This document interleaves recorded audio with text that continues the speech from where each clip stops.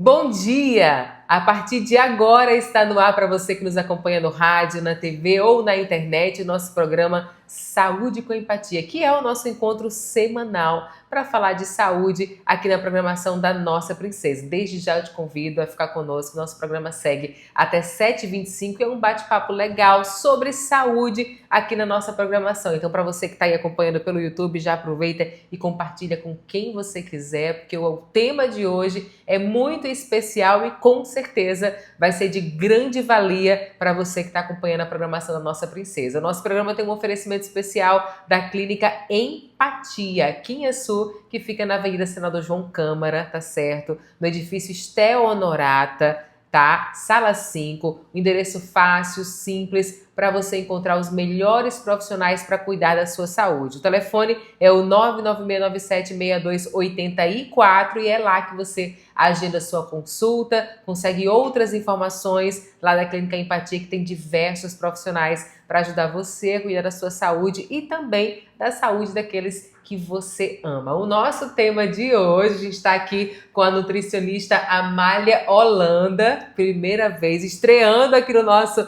Saúde com Empatia, mas é a primeira de muitas, tá certo? O nosso tema de hoje com a nutricionista, é claro, a gente vai falar sobre alimentação, mas principalmente a gente vai falar sobre terapia alimentar. Ela que é especialista no assunto vai falar com a gente sobre esse tema de hoje, que é um assunto muito importante, a gente vai discorrer aqui durante o nosso programa. Mas antes, bom dia, seja muito bem-vinda.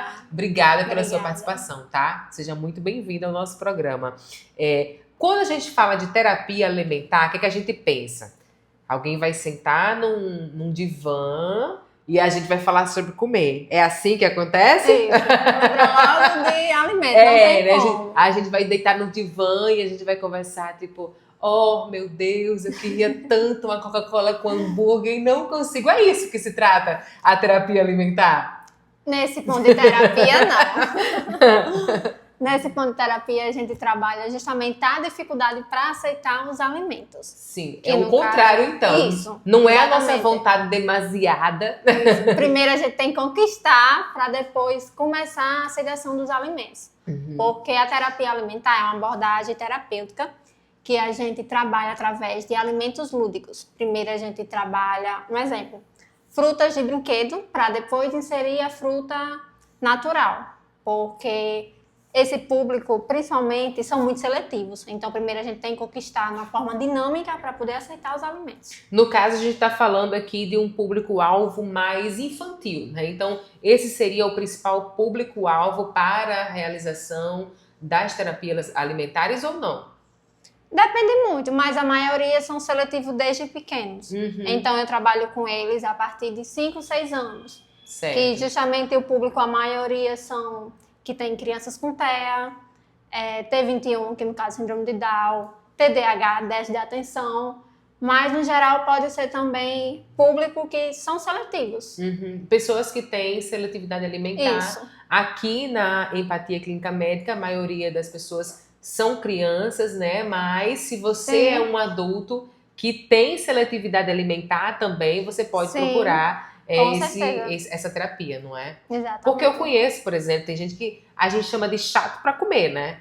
Que é chato para comer. Por exemplo, a pessoa lá que tá ali acatando coentros na comida, que tá... Ou outras coisas, tem gente que não come coxinha. Ou que só gosta da textura crocante também. Sim. São uma das características eu também. entendo, que tem que ter um crocantezinho. Mas vamos mudar de...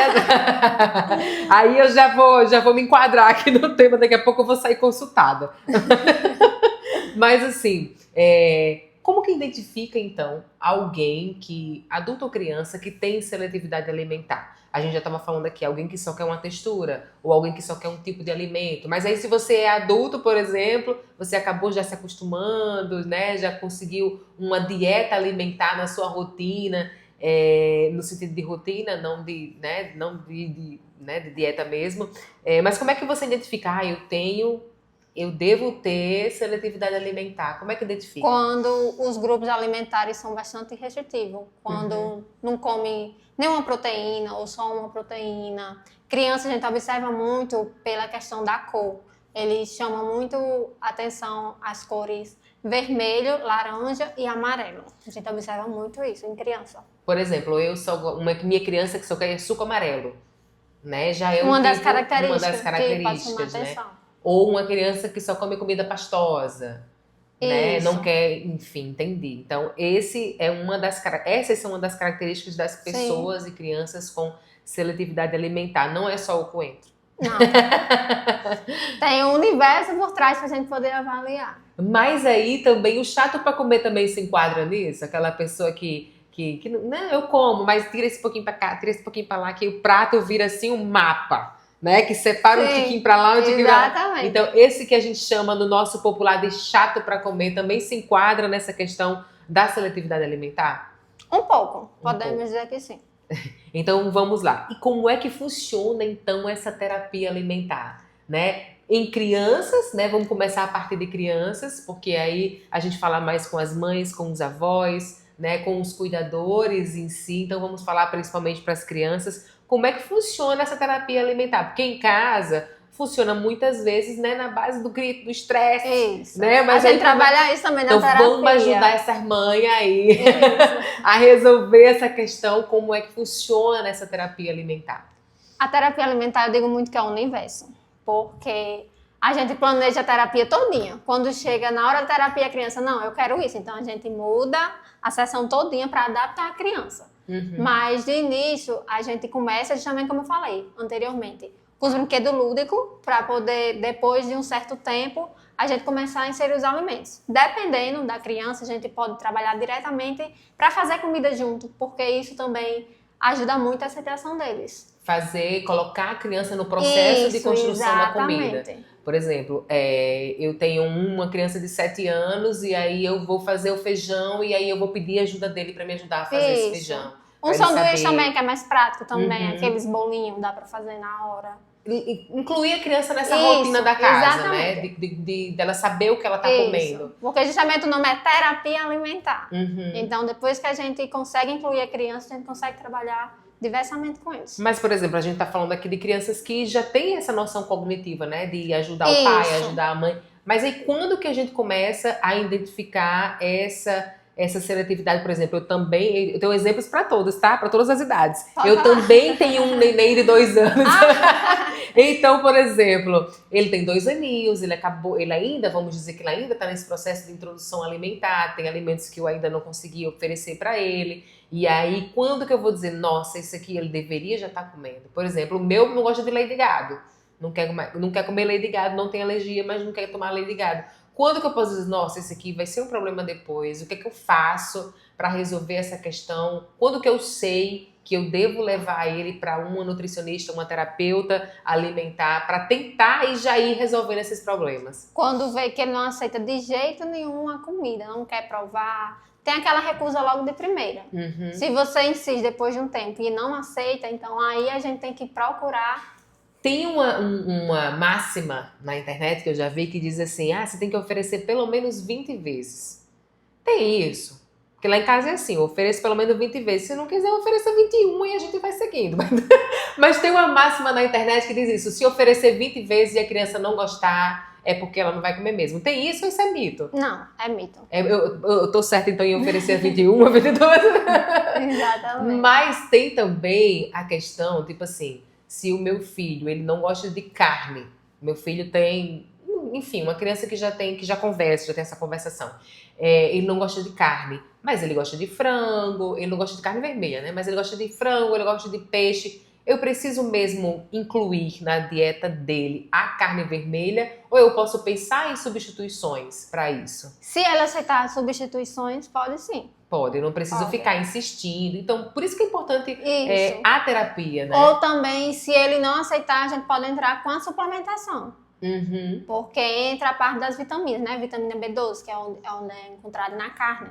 Se ela não aceitar, dependendo do grupo, a gente pode suplementar. A gente tá falando aqui de crianças que não têm transtornos, né? Crianças que não têm No transtornos geral, e que têm essa seletividade alimentar. Mas aí as crianças que têm... Você falou que a gente pode incluir ela na rotina da casa, na confecção dos alimentos, de trazer esse brincar, essa coisa mais lúdica, com brinquedos de plástico, alimentos de brinquedos. Então, mas aí as crianças que têm transtorno transtornos, né? E aí acabam Isso. desenvolvendo essa seletividade. Como é que a gente vai trabalhar isso nelas, né? Com essa questão também? Eu tenho 2 equipamentos assim que eu considero primordial. Primeiro é o tio Dino, porque eu não trouxe, mas é um dinossaurozinho que eles pegam com a colherzinha e dá de comer a eles. Não é obrigado a criança comer, mas ao mesmo tempo, quando ele dá de comer ao dinossauro, então ele pode gerar aquele interesse pela comida. E a segunda é a cozinha, que a gente justamente faz junto com eles, a cozinha lúdica. Para depois da aceitação dele, a gente pode testar a cozinha normal. Então, pelo que eu estou entendendo, com crianças, né, que têm transtornos ou não, né, crianças típicas, o importante é você fazer daquele momento, Isso, né, um exatamente. momento tranquilo, um momento... Tem sessão que eu pulo amarelinha com eles, eu faço tudo para aceitar o alimento. Porque, no geral, quando a gente tem um filho que tem seletividade alimentar, aquele momento da refeição, ela se transforma em um momento caótico para a família, né? É desafiador. Aquele momento de gritaria, de come e tal, de insistência. Então, isso prejudica ou isso ajuda? Prejudica um pouco, porque se não entender a criança, é bem mais difícil trabalhar em casa. Então, justamente, a gente procura muito avaliar bem para ver a situação da criança, como é a rotina em casa, que eu também bato muito na tecla dos pais ajudar em casa. Não adianta só fazer a terapia aqui na hora. Os pais também têm que ajudar em casa para ter uma boa aceitação também. A principal questão que eu estou entendendo até agora é fazer com que essa criança participe do processo. Isso. Ela entenda o processo da alimentação como Por mais que ela demore a aceitação, mas ela participar da terapia já é bastante importante. Como um momento gostoso, né? Um momento divertido em família. E que aquele momento da refeição seja o menos caótico possível. Isso, exatamente. Por exemplo, tem criança que ela só quer comer líquidos, né? Não quer comer texturas, feijãozinho, arrozinho, não quer comer, só quer líquidos, né? E aí algumas mães acabam que, para solucionar essa questão nutricional, por exemplo, bate tudo no liquidificador. Isso ajuda ou atrapalha, Amália? Atrapalha porque mistura os sabores. No que mistura os sabores, a criança não vai identificar qual é o sabor que ela está experimentando ali. Então, é interessante que a criança conheça cada sabor separadamente. E tem criança também, você vai falando, eu vou lembrando aqui. Tem criança que ela começa a introdução alimentar perfeita. Por exemplo, meu filho comia tomate, girimum, chuchu, tudo. Aí, à medida que vai crescendo, e aí ele vai deixando de apreciar aquele sabor, né? Por que, mulher? Porque é uma das questões principais no consultório. A gente vê, é muito comum mesmo, né? Exatamente. Como eu falei, tem uns exemplos lá em casa, aproveitando. Porque, dependendo da idade da criança, vai ter idade que ela não quer de jeito nenhum aceitar alimento. E isso, dependendo da situação, a gente considera normal, até certo ponto. Mas se persistir aí, sim, a gente tem que avaliar bem direitinho. Adianta brigar? Não, de jeito nenhum. Olha a carapuça servindo aqui. Porque, enfim, quando uma criança ela já tem um certo entendimento, você começa a dizer, não, você vai comer isso aqui porque isso é importante para você, né? E a criança acaba comendo e às vezes até vomita, né? Come por obediência, mas acaba vomitando e aí vai criando mais um trauma, né? Naquela situação, no momento da refeição. Como é que a gente soluciona essa questão? Com as crianças que acabam vomitando e você perde o controle, né? Como é que a gente pode ajudar essas mães que estão passando por isso, em crianças que são típicas, né? Mas que passam por isso cotidianamente? A gente pode trabalhar a questão também da equipe multidisciplinar. Que aí, nesse caso, entra o psicólogo para entender também o emocional, tudo bem direitinho, tanto da família como da criança. Aí, trabalhando em conjunto com o nutricionista, a gente pode solucionar esse problema. Vale também, por exemplo, a gente vê muito na internet as mães que... Gente, eu não sou esse tipo de mãe, tá?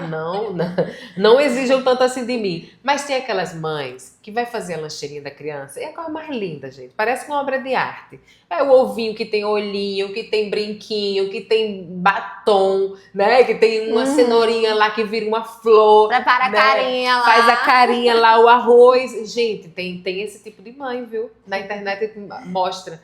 Então, Isso é válido também para ajudar ou vira uma brincadeira tão brincadeira que não ajuda em nada? Isso é ótimo. Lá vai, a culpa fica maior ainda. Agora você vai ter que Pensei que ela fosse dizer assim, não, tanto faz. Agora Mas, você vai ter gente, que testar em casa. lá vai, Jesus. Mas é ótimo. Pra que eu fui falar? Mas é ótimo, porque a gente trabalha justamente a harmonização dos alimentos. Então, você montando junto com o seu filho causa um sentimento bom pela alimentação. Então, isso é muito bom para ele. Mas isso de fato é verdadeiro. Por exemplo, no dia a dia, eu quis dizer. Porque, por exemplo, se eu coloco meu filho para fazer um suco, ele fica muito orgulhoso e diz, pai, toma o suco que eu fiz. Exatamente. Né? Então, e mesmo que, tipo assim, ele não goste tanto, assim, de acerola, mas se ele fez o suco de acerola, ele vai tomar o suco de acerola porque foi ele que fez, Exatamente. né? Então, isso, de fato, a gente consegue ver a diferença que faz em fazer essa criança participar desse processo, né? Qual é a dificuldade mais encontrada nos alimentos, por exemplo? Eu falei do leite, mas é muito incomum um bebê não gostar de leite. Mas tem alguns alimentos, né? Por exemplo, algumas frutas e legumes, que é muito comum, né? Qual é a principal dificuldade, sem ser essa questão do sabor, qual é a principal dificuldade encontrada para essa aceitação dos alimentos? A dificuldade, geralmente, em clínica, tem muita queixa, justamente o principal, o arroz. Arroz? Arroz. É sério? Nossa, eu nunca imaginava. Você pode acreditar. Porque se a criança já não tem aceitação, então eu falo para os pais para fazer tipo um bolinho em forma de arroz. É mais fácil para eles aceitarem, porque diretamente só o arroz normal no prato. Mas se a criança não gosta de arroz, não pode, por exemplo, dar macarrão e tá tudo bem? Se ela aceitar, pode. Tipo assim, não precisa insistir. Pronto, meu filho não gosta de chocolate. Eu não insisto pra ele gostar, não, gente. Não quer, não coma. Agora, por exemplo, um legume e tal, aí eu vou insistir. Mas tem coisas que, tipo, se ele não gosta disso, tá tudo bem? Dependendo do tempo, sim. Dependendo do que seja, Isso, né? Exatamente. Dependendo daquele nível de insistência que você teve antes, né? As 20 ou mais. Exatamente. Mas, por exemplo, a gente tava falando aqui, você falou do arroz, que é difícil, que eu, inclusive, né, me surpreendi, porque pra mim arroz é muito, muito nosso cultural, né? O feijãozinho com arroz tá ali no nosso dia a dia. Tem criança que só come macaxeira, mais nada, macaxeira. Então aí comum a gente isso? tem. Dependendo do suporte da criança. Isso em crianças atípicas, Isso, né? Exatamente. É muito comum em crianças atípicas ter essa questão da seletividade Aquela marca alimentar, exclusiva. né? Né? Tem esses meninos que são sommelier de leite ninho, por exemplo. Exatamente. Você vai lá trocar o gosto. Você vai lá trocar por outro, não vai, né? Ele já conhece o gosto. É verdade, eu já vi falar também. Principalmente em crianças atípicas, né? Isso. Vem com esse chip. Algumas.